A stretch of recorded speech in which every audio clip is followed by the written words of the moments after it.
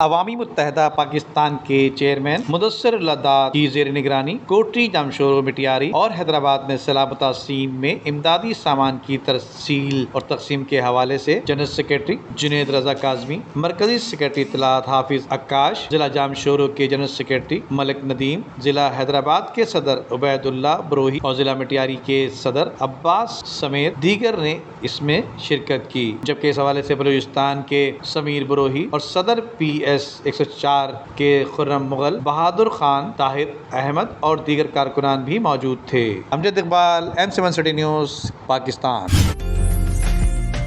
عمدہ میں پکائیں اور جی بھر کے کھائیں۔